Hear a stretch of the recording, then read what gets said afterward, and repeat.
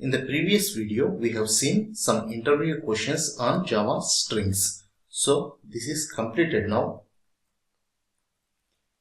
In this video, we will see what are Java arrays. Okay, so the first one is what is an array in Java? An array is a collection of similar type of elements.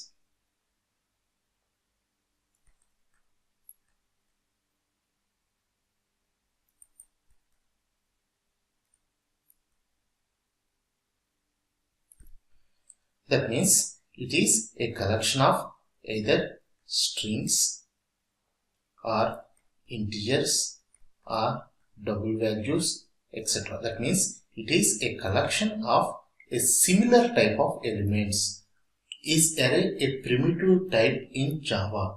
An array is not a primitive type in Java. It is an object in Java and it stores similar type of elements. So, an array is an object in Java which stores similar type of elements. So, what are the advantages of arrays? The advantages of array is code optimization,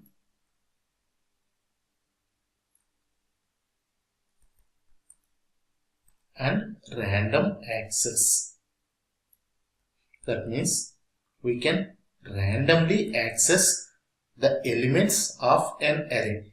That means let's say an array, I have defined an array of strings. So I have it like Selenium, Subbu and Java. These are the elements I have stored in an array. If I want, I can access this element randomly, or I can access this element randomly, or I can access this element randomly. So the advantages, the main advantages are code optimization and random access. What are the disadvantages of an array? The disadvantages, the main disadvantage with an array is it is of fixed size. That means when I instantiate an array, I should mention the length of the array. Suppose if I mention the length of the array as 3, that means an array can store only 3 elements. We cannot store a 4th element into the array. That means it is of fixed size. So the disadvantage with an array is it is of fixed size. So now let us see how to declare an array. So how to declare an array? The array should be declared by saying the first we have to give the data type. That means what type of elements we are going to store in the array. So that data type we have to provide, and then we have to provide 2 square brackets, and then we have to give the name of the array. So let's say the name of the array I am giving as first names because I am storing all the first names in the array. So I can give the name as first names. So the data type I have to give, and then square brackets and the name of the array. So the same thing you can also declare this as data type, and then give a space and then give the square brackets and then name of the array. So the third way you can declare it as data type and name of the array, and then you can give the square brackets. So these are the 3 ways you can declare an array in Java. Now how to instantiate an array?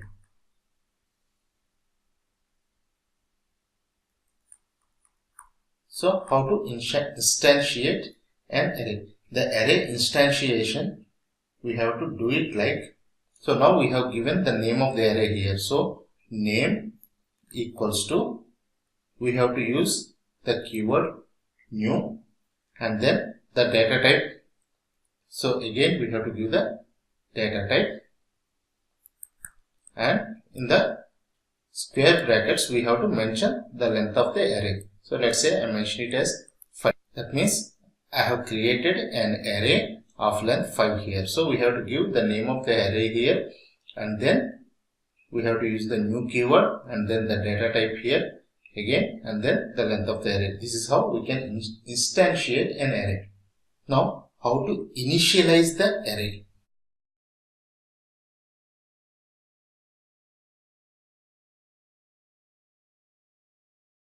So, initialization of the array. So, for initialization of the array, I have to take the name of the array and then the element of the array. 0 means this is the first element. So, the first element of the array, then I can initialize this one to some value. Let's say I am using strings. So, I can initialize like this. I can take name of 1 equals to some value. So, like that I can initialize the array. So, this is how I can declare an array and I can instantiate an array and I can initialize an array. Let's see this one more time. So, what is an array in Java? An array is a collection of similar type of elements. For example, similar type means either it can be strings or integers or double values, etc. So, an array is a similar type of elements in Java. Is array a primitive type in Java? No, array is not a primitive type in Java. Array is an object in Java which stores similar type of elements. So, what are the advantages of an array? Advantage is code optimization and random access. Random access means, let's say I have created an array of strings with 3 elements: Selenium, Subbu and Java. I can access any of these elements randomly. I can access this element Subbu, I can access this element Java, or I can access this element Selenium. I can access the elements randomly. So the main advantages are code optimization and random access.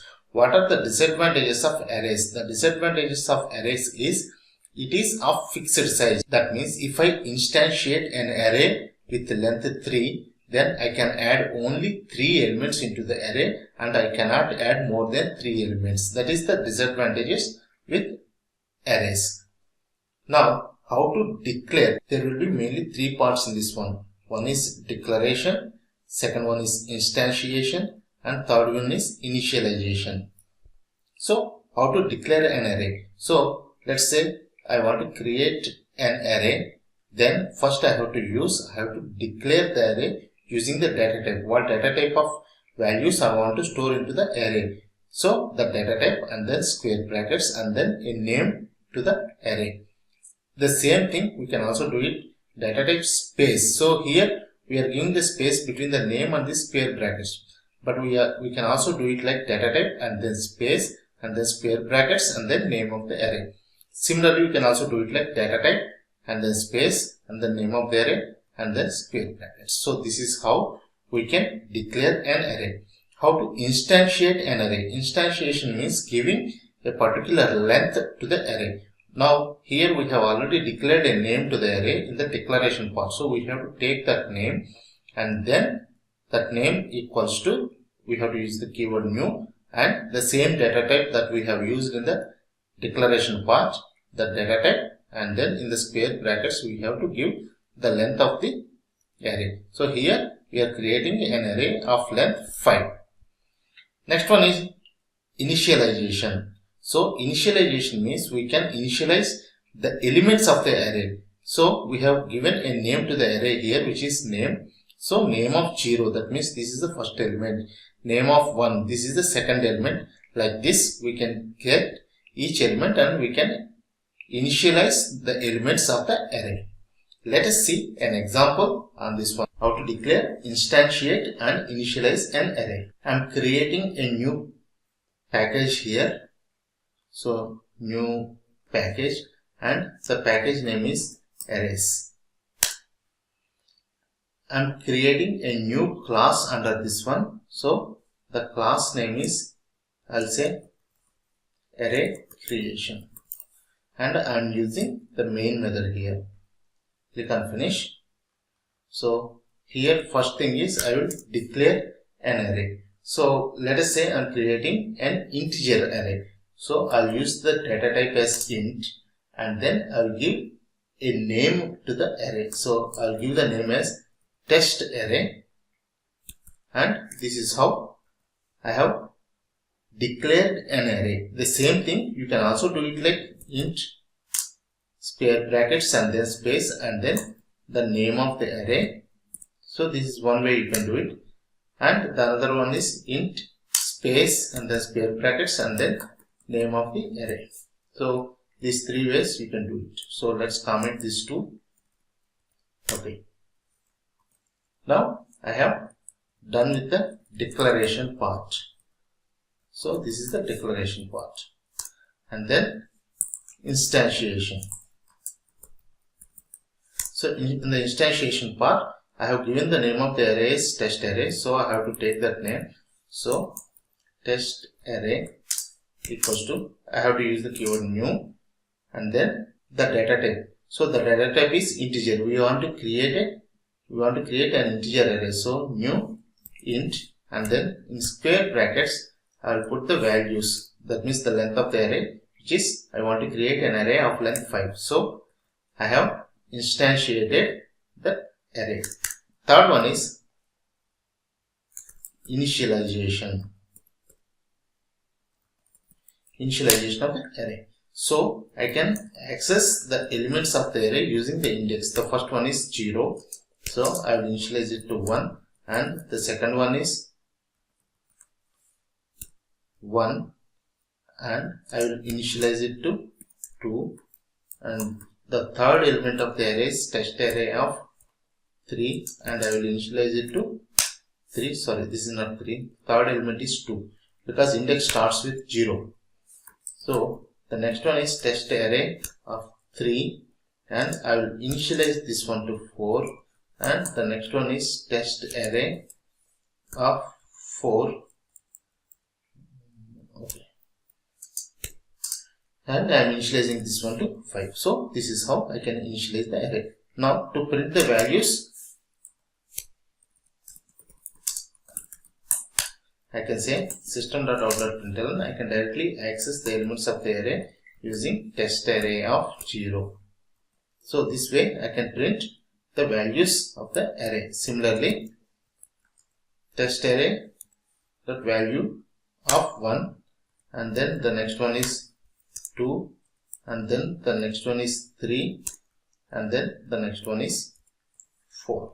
So this is how we can access the elements of the array. So we have declared the array first using this one int test array, the data type, and a name to the array, and using square brackets, and then we have instantiated the array using name of the array equals to with keyword new, and then the data type and the number of the elements that we want to store into the array. And initialization, we can initialize it using test array of 0 equals to 1. Similarly, test array of 1, 2, 3, 4, 5. Because in arrays, the indexing starts with 0. That means if we use the index 0, this is the first element. If we use the index as 1, that is the second element. So like this, we can initialize an array, and we can access the array elements the same way. We have to use the name of the array and the square brackets and then index. So we can print all the values of this array. Let's run this one. Run as Java application, and we can get all the values of this array. So this is how we can declare, instantiate and initialize an array. Now length of an array.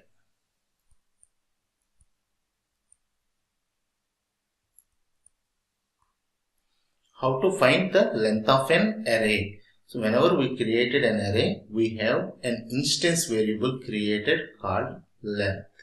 So using this instance variable length, we can get the length of the array. Let's say here the name of the array is name. So this is what we have created here. The name of the array is name here. So we can get the length using the instance variable length. So name.length will give the length of the array. Let's see this one, this example. Here we will be using the same example that we have created earlier. So here the name of the array is test array. So let's print the length of the array. So system.out.println, I will say the length of the array is plus, I'll say test array dot length. So this will give the length of the array. This is an instance variable. This is not a method actually. If we take method, the length method comes in strings. But in arrays, this is an instance variable. So test array dot length will give the length of the array. Let's run this one. So run as Java application. So the length of the array is 5. So this is what we have declared it here. So the length of the array is 5. So this is how we can find the length of an array. Now in order to create an array, we are doing these 3 steps. One is declaration, second one is instantiation, and third one is initialization. We can do all these 3 things in one step. That means the declaration, instantiation and initialization, we can do it in one step. So that one step is, let's say I want to create an integer array and the name of the array is A. So this is how we have declared. Okay, this is the declaration part. Equals to, I can directly initialize this one. So 1, 2, 3, 4, 5. So here I have created an array with length 5 and I also initiated the values of the array, the elements of the array to 1, 2, 3, 4, 5. So this is one single step to declare, instantiate and initialize. So here I have already declared, this is the declaration part, and the length of this array says the instantiation part, and the values of the array is the initialization part. So with this one single line, I can declare, instantiate and initialization. Similarly, if you want to create a string array, string, I'll say like names and then square brackets equals to, if I do it like Subbu and then Venkat and then Raj, then that means I have created an array of length 3 and the values are Subbu, Venkat and Raj. This is the declaration part, and this length of the array is nothing but 3 elements, which is the instantiation part, and the values of this array Subbu, Venkat, Raj. This is the initialization part. So this is how we can do it in one single line. Now let's use this one in an example. I am creating a new class here. So new class, and I'll say array creation 1. Okay, and I'm using the main method here, and click on finish. And here I will use just one line to declare, instantiate and initialize an array. So I'll say int ARR1. So that is the name I'm giving, and then square brackets equals to 1, 2, 3, 4, 5, 6, 7. So I did it with just one line. Let's find out the length of this array. So system.out.println, I'll say ARR, I'll use the length of the array is plus ARR1 dot length. So this is how I can find the length. So to print the values of the array, I'll say system.out.println, I'll say ARR1 of 0. That means it will print 1. 0 means this is the first index. So this is the index. Okay. So this is the 0 and this is 1 and this is 2 and this is 3.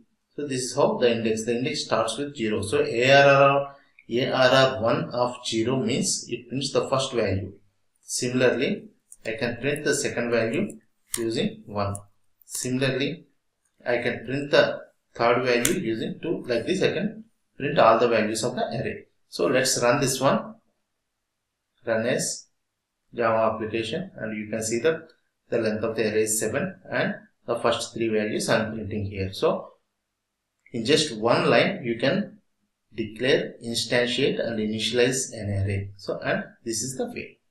In this video, we have seen what are Java arrays and how to create single dimensional arrays in Java. If you want to download the document for this one, you can go to my repository at github.com/subbostech and go to selenium-java-tutorials. This particular tutorial starts with numbering 22. So this is the tutorial here, Selenium-Java arrays. You can download the document here. In the next video, we will see how to pass an array to a method.